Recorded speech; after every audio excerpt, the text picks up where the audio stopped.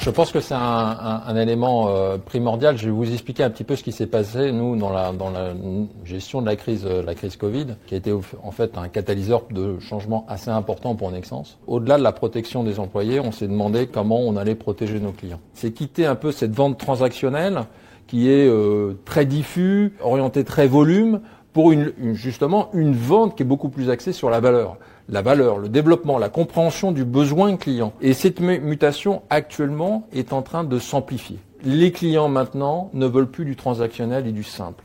Ils veulent une réponse à leurs besoins, un vendeur qui comprend leurs besoins de manière profonde, et justement, ils répondent le plus rapidement possible avec des outils innovants, que ça fasse appel à la digitalisation ou que ça fasse appel à d'autres outils d'innovation.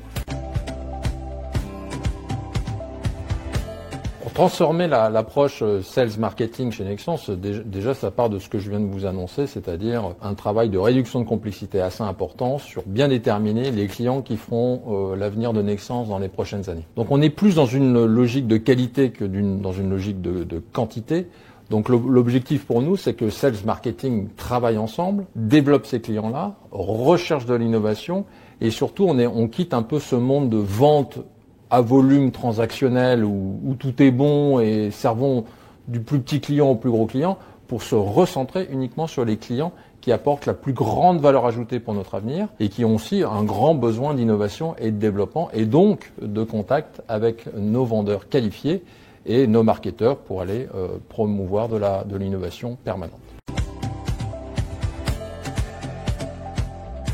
Nexans est présent dans 47 pays et dans 4 macro-secteurs assez importants. Non seulement nous avons une diversité géographique, mais en plus une diversité de secteurs. Et dans une logique commerciale, nous avons de la vente très très complexe avec des projets de plus de 200 millions d'euros jusqu'à 1 milliard d'euros, des tenders publics qui sont assez compliqués à piloter dans le temps, et également de la distribution au jour le jour avec dans une logique B2B2C. Donc diversité géographique, multiplicité des types de marchés et puis surtout une approche commerciale qui est complètement différente. Donc notre objectif, c'est s'assurer qu'on tienne compte de la problématique culturelle et environnement du marché servi dans chaque pays, mais également de l'axe dans lequel le marché se positionne. Pour nous, c'est quelque chose d'assez matriciel, assez complexe à gérer, et avec aussi des outils et des formations qui doivent être adaptés par rapport au type de vente traité et également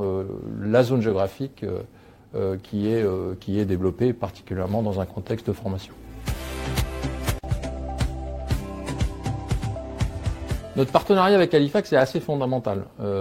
Fondamental, pourquoi ? Parce que déjà, Halifax a une très belle connaissance de Nexans et de sa diversité, soit géographique, soit sectorielle. La mutation du groupe vers moins de volume et plus de valeur est également un élément fondamental. Donc aujourd'hui, Halifax est en train de profiler le besoin futur de Nexans, enfin le souhait dans lequel nous souhaitons nous projeter, pour assurer que nous ayons les bons profils qui feront le Nexans de demain.